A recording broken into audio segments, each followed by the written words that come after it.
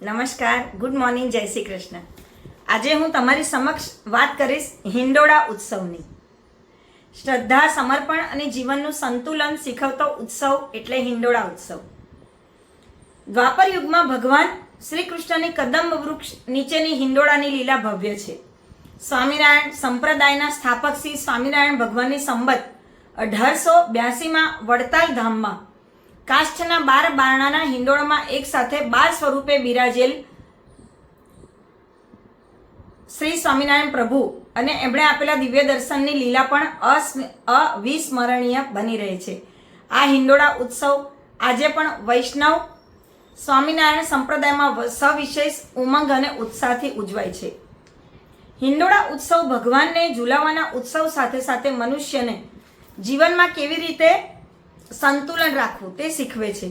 હિંચકો સતત ગતિમાં રહે છે, બરાબર, હિંડોળો, છતાં એનું કેન્દ્ર ક્યારેય બદલાતું નથી.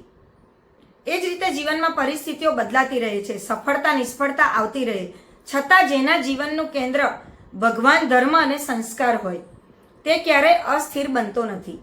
હિંડોળાની 2 દોરી જાણે જીવનના 2 આધાર સ્તંભ છે. વ્યવહાર અને પરમાર્થ બંને મજબૂત હોય ત્યારે જ જીવનનો હિંચકો સુંદર રીતે ઝૂલે છે.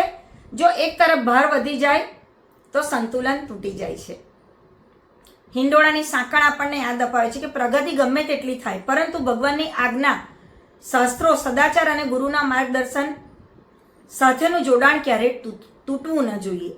ગીતા અને શિક્ષાપત્રી આદિ ગ્રંથોમાં આપેલા સંદેશા ભૂલાવા ન જોઈએ, કારણ કે જે ડાળીથી હિંડોળો બંધાયેલો હોય તે જ તેને સુરક્ષિત રાખે છે. તેવી જ રીતે શ્રી પ્રભુ સાથેનું જોડાણ જીવનને સ્થિરતા આપે છે. અર્થાત આપણે આપણું મન, ઇન્દ્રિયોને ભગવાનના ચરણોમાં જોડેલા રાખવા માટે પ્રયત્ન કરીએ અને શ્રદ્ધાપૂર્વક ભગવાને જે તન, મન અને ધન આપ્યું છે તે હિંડોળા ઉત્સવ માટે સમર્પિત કરીએ.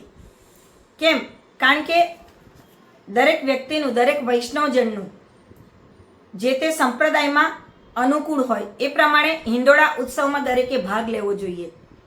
પોતાની સ્થિતિ મુજબ દાન કરવું જોઈએ અને ભગવાનના જે અલગ અલગ સ્વરૂપના હિંડોળા થાય છે, લીલી ઝાંખી, પછી અલગ અલગ સમાના હિંડોળા, ડ્રાયફ્રૂટના હિંડોળા, ફૂલના હિંડોળા, રાખડીના હિંડોળા, પવિત્રાના હિંડોળા, દરેકમાં ભાગ લઈ અને એને દરેક જણ દર્શન કરી શકે એવો લાવો અપાવવો જોઈએ.